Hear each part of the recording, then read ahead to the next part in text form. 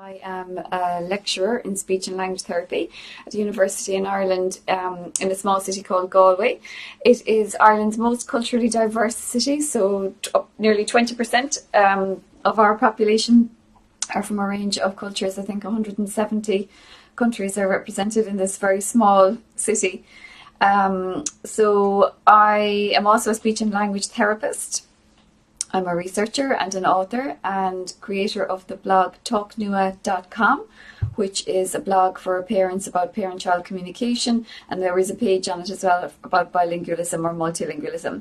If you have a specific question about your child and bilingualism, you can email me at marypat@talknua.com and I will write a blog post just for you. I'll do the research because most of the stuff that I write, I try and make it evidence-based, so it's based on sound kind of scientific literature, and I'll write the blog post just for you to answer your questions. That's marypat@talknua.com, and talknua.com is the website. So be sure and sign up to hear from me.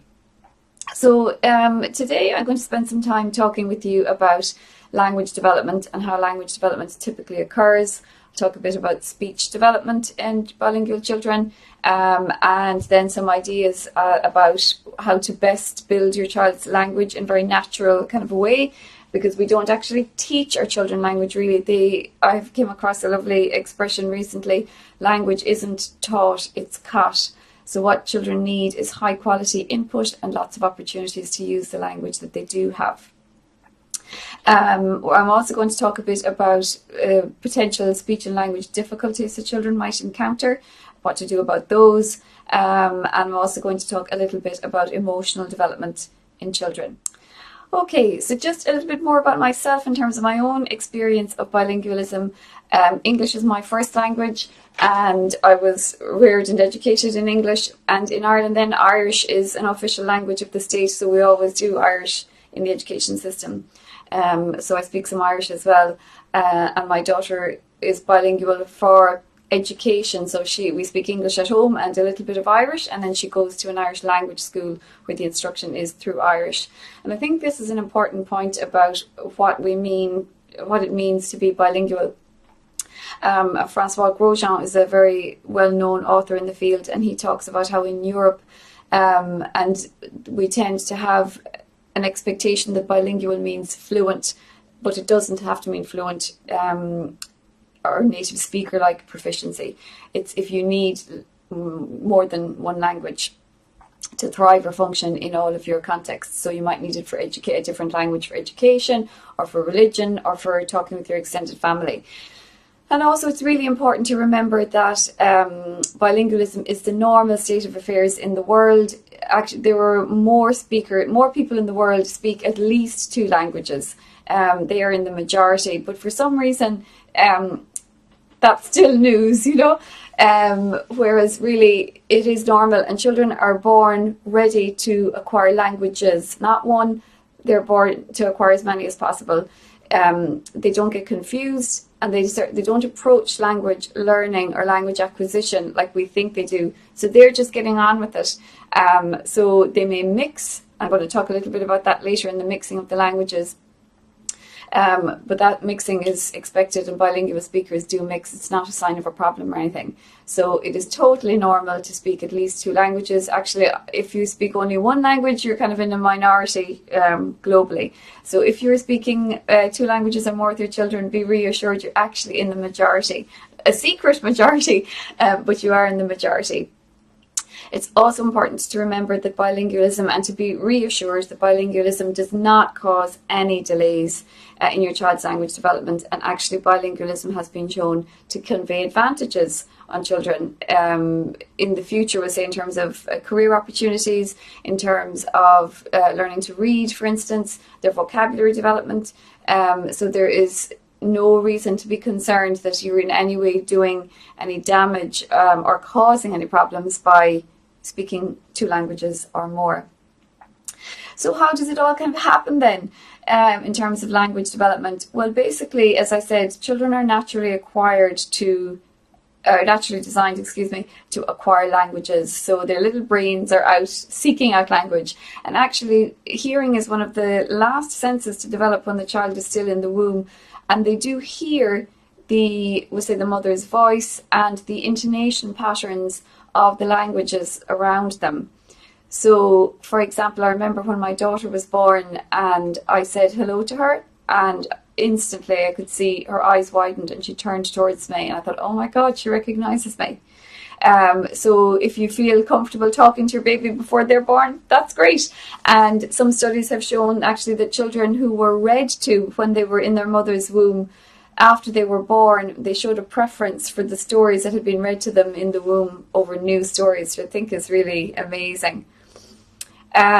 So basically how it happens then is that we talk to our babies, and a good thing to do in terms of really nurturing language development is to talk to your baby a lot, describing everything that's going on. I remember reading a book once where they talked about like treating your baby as if they were a visitor to your house from the point of view of when you bring your baby home, describing the rooms, where you're going, what's going on. So it's like you have a running commentary of what is happening. And babies love the sound of their parents' voices, and they love that one-to-one attention. Singing is also another lovely way to build language development. And what you can do is make sure you sing the songs nice and slowly. And then when they're much older, then around the year age or so, or maybe before that, you could sing one line of the song and then leave a gap for them to fill in the words, so they get to take a turn. So, as I say, babies are born wired to acquire languages, and when we're born with the capacity to produce all of the sounds in all of the world's languages, which is amazing. And then at about maybe 6 to 9 months or so, that ability gradually fades, because we kind of attune or accommodate to the languages that we are exposed to. And babies are also born able to discriminate, so they will hear the difference between p and b, for example, or pa and ba, when they're very small. So they're very smart, really, and as I say, really wired for this. Excuse me. So so just in terms of how it happens, so basically then, so they're listening, tuning in, getting nice quality interaction with their parents, and then gradually they start from when they're born, they make reflexive sounds. They're kind of automatic, so like crying, and then kind of gurgling sounds that are kind of hard to describe. And then as they get older, they babble, so they say things like, and I can only talk about English now, ba ba ba ba ba ba ba, where it's the same syllable repeated all the time, or then that changes gradually to where it's a different syllable, so ba pa da ta mata, and it sounds like they're having a conversation, but it's not meaning, we can't understand what it means. And then gradually the first words emerge. Now, this is a very interesting question, I think, about when do first words appear. And when you read any of the literature, there's a very wide range for the emergence of first words. So anywhere, I've read 8 months to up to 15 months. And generally a ballpark kind of figure is at around 12 months. The child should be beginning to say their first words. What's the first word and how do you know it's a first word? Well, it needs to be the same sequence of sounds used to refer to the same item every time. So if it's water, let's say, is the word, and they're saying wa, wa, every time they see water in the sink, in the bath, if it rains, then you can say, all right, that's their first word. And again, these are ballpark figures. That's a good idea, I think, to have a range of like 8 to 15 months, so that there's quite a long range there in terms of what's normal or when to be concerned. So 12 months-ish, up to 15 for the emergence of the first words. And then what tends to happen is that you just see new words being added, and when the child reaches a vocabulary of about 50 words, then they can begin to combine words together.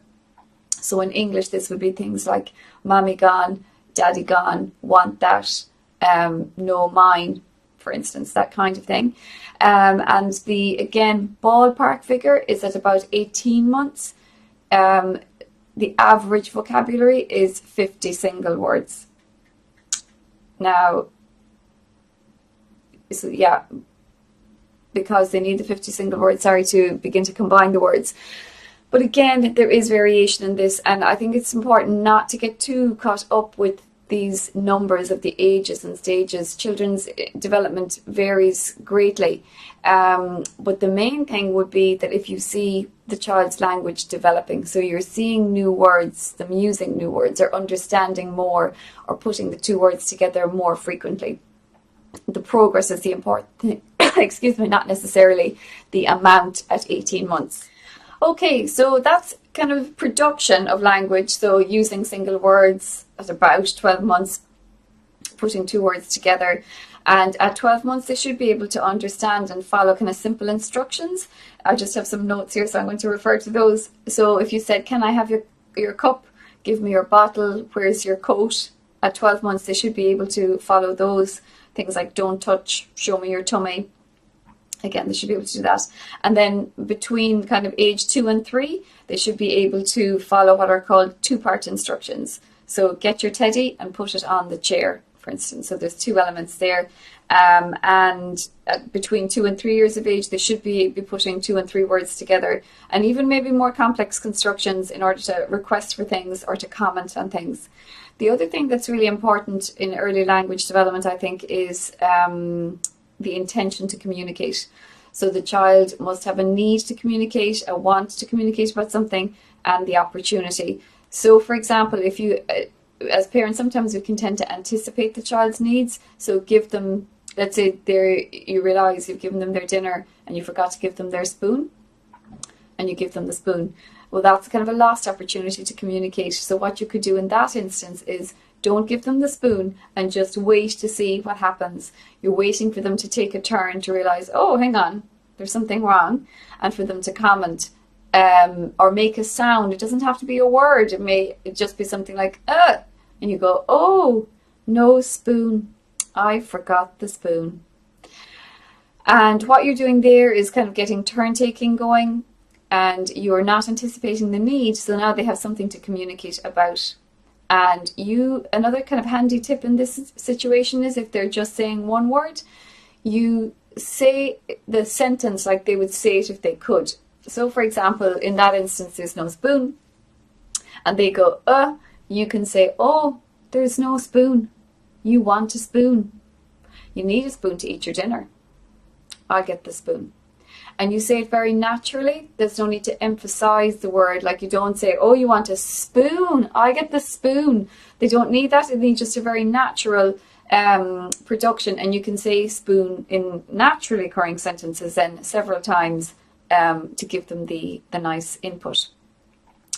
So if we'll say then by the time they're 18 months and they still don't have their first words, a good idea at that point is to make a decision to spend a half an hour together every day just playing and interacting one-on-one with your baby or your toddler. So no devices, no television. You just look at what are they interested in and follow their lead. So let's say, for example, if they're looking at the ball, you look at the ball too and say, oh, the ball, let's play ball, or see what they do with the ball.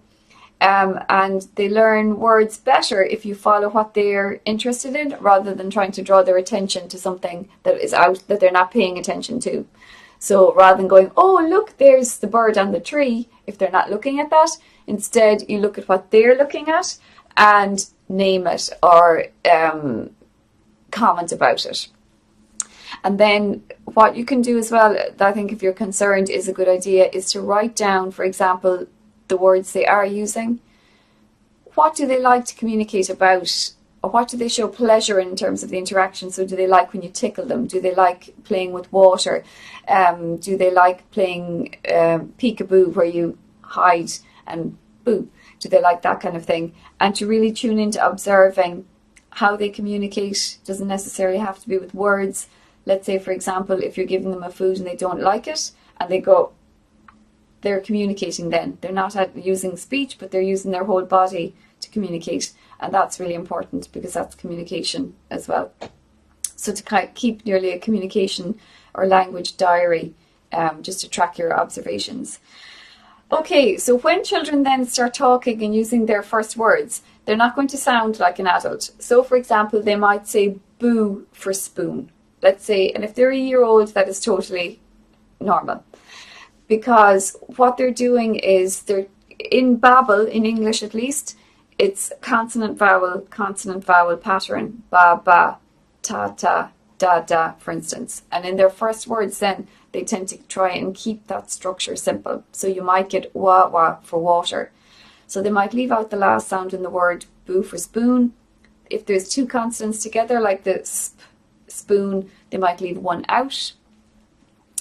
Instead of car, they might say tar, this kind of thing. That's totally normal.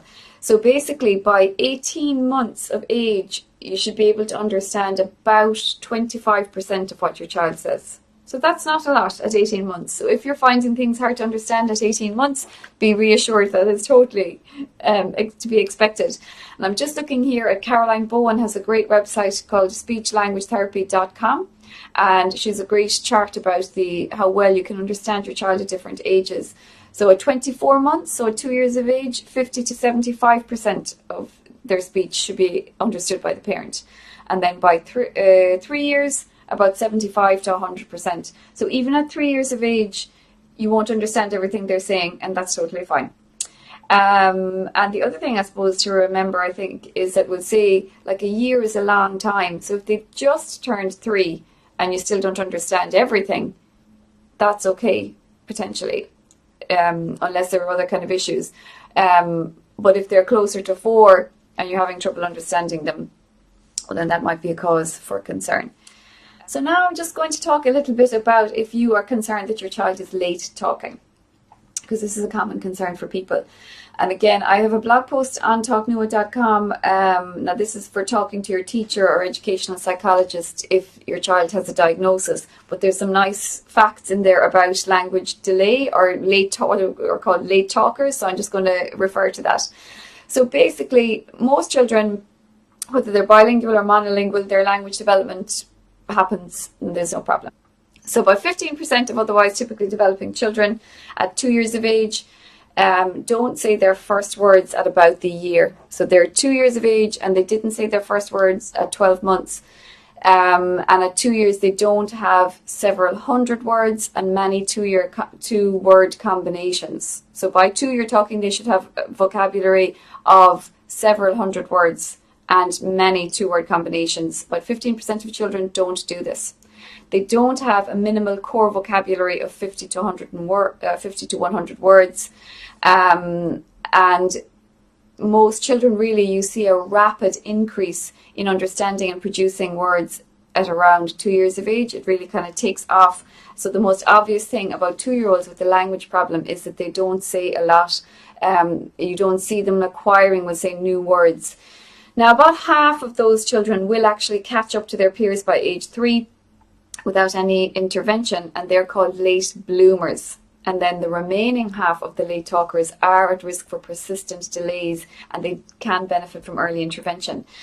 And I would say really an issue, or the main thing I think is, as a parent, you know your child really well, and if you are concerned that you feel language isn't progressing as it should be, then I think it's important to take action and talk to a speech and language therapist. Now, I know I'm a speech and language therapist, so I've heard criticism that people think speech and language therapists think everybody needs to see one.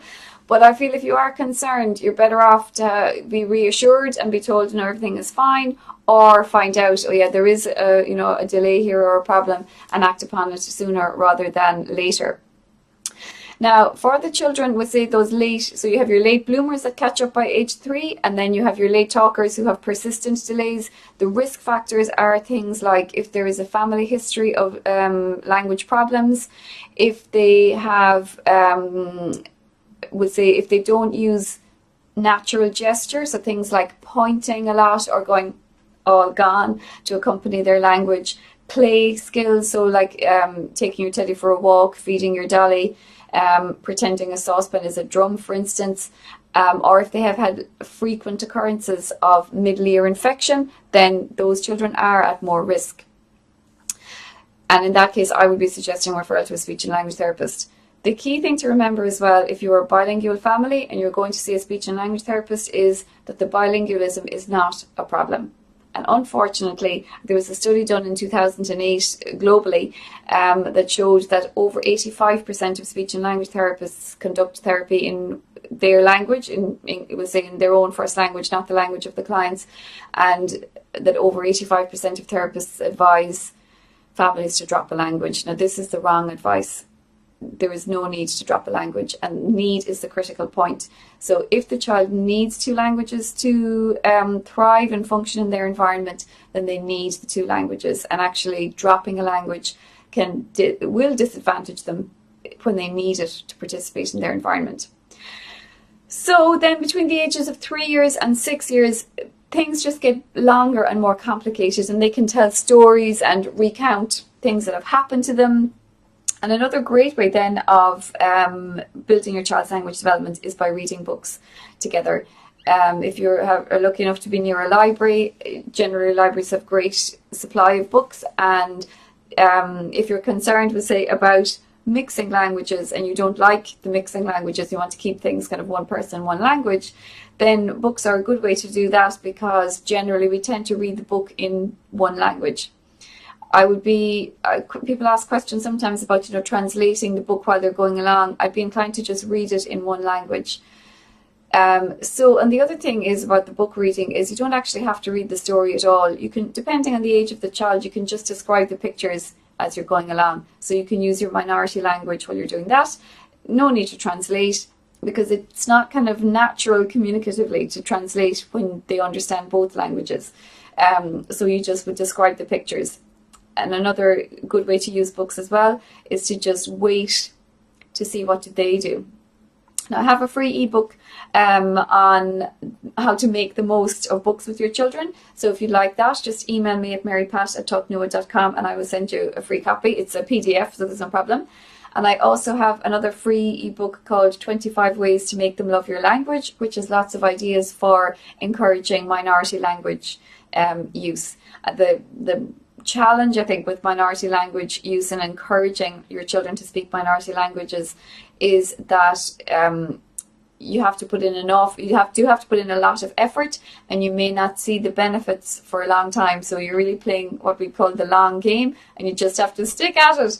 And in relation to that as well, I'd be more inclined to just keep speaking the minority language myself and not insist on the children speaking it, or not trying to get them, to respond to you, because we've only control really over what we say ourselves or how we talk ourselves.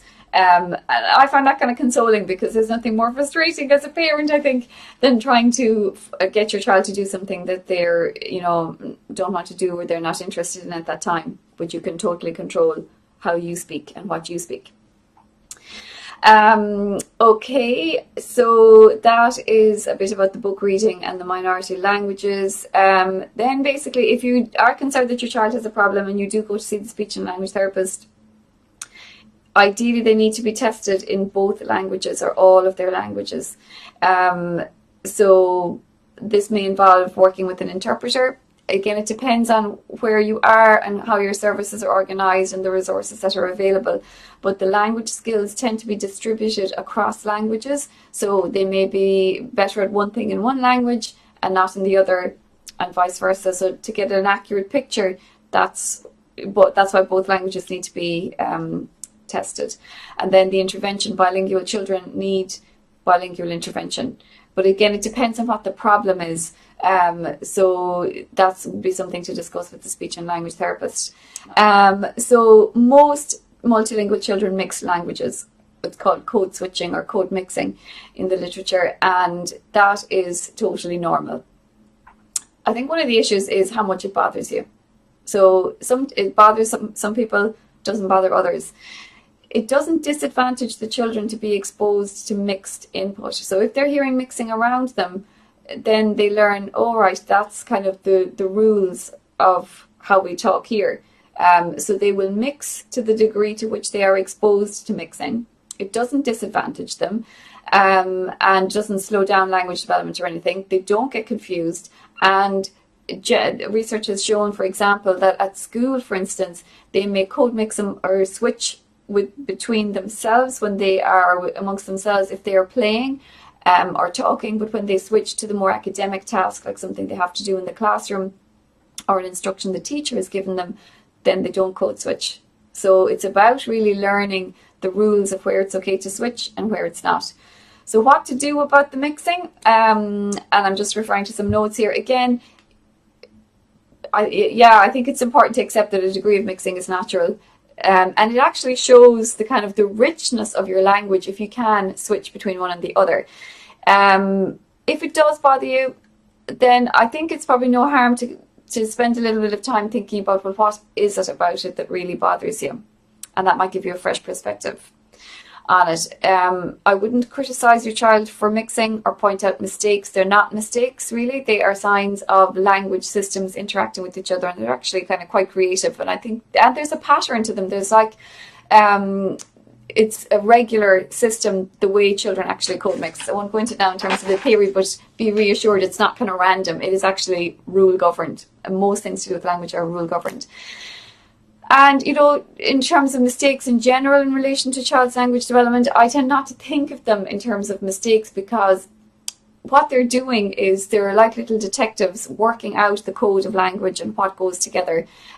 So the errors or the mistakes they make are actually signs of a system in development, or a system that's progressing, not a sign of a problem. So let's see what else. Yeah, and if you like, the book reading is a naturally monolingual activity, so if you want to try and keep things separate, then you can do something like that. The one person, one language method works for some people. I'm not a fan of it myself, because I think bilingual people tend to mix, and the mixing doesn't bother me. And the research would show that one person, one language approach isn't any more effective than any other way. And I think as human beings, or I can speak for myself anyway, I find it very hard to be consistent. So I find it very hard to stick to one. My point really is, if it works for you, fantastic. But if it doesn't work for you, don't feel bad about it. It's not the only way to do it, or the most effective way to do it either. Now, last thing, I have 3 minutes. And I wanted to share with you a book that I wrote with the student here in NUI Galway. It's called Scary Noisy Things. And this is a book for young children and their parents from about, we'll say 2.5 or even younger, about how to talk with your child about feelings. I think this is really important, because children are primarily emotional beings. They're not really capable of rational or logical thought until they're about 7. And actually, I think in general, people, not just children, are more emotional than we like to think, because the limbic system and the amygdala in the brain, which are responsible for regulating emotion, are the oldest parts of the brain. You hear expressions like the reptilian brain. So we really are fundamentally emotional.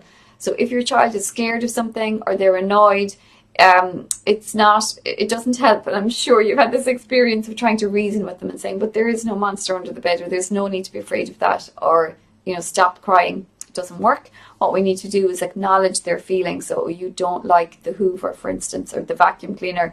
My own daughter hates the hand dryers in public toilets. So the book gives you sample conversations for what to say to your child. And then there are a series of pictures of situations that might provoke fear in your child. Fear is just an example, but like all emotions, you can respond similarly. So the key thing is that you acknowledge the child's emotion. So here we have the Hoover, the hand dryer. Loads of children don't like these. And it's important, I think, that they feel reassured that what they're feeling is understandable and natural in the circumstances, not something that they need to be talked out of. Now, I have copies of the book to give away for free. So if you would like a copy, please go to talknua.com, sign up for email updates, and then email me at marypat@talknua.com, giving me your postal address. It's a physical book, so I will send you the physical book and I will cover the postage. So I hope you found that helpful. If you have any questions, I'll be delighted to answer them. And again, you can always email me at marypat@talknua.com if you have particular questions, or you'd like me to write a blog post about a topic, some topic in particular to do with bilingualism, or with your child's language development, for instance. So, spasiba, and thank you so much for listening, and I look forward to answering your questions. Do swidania.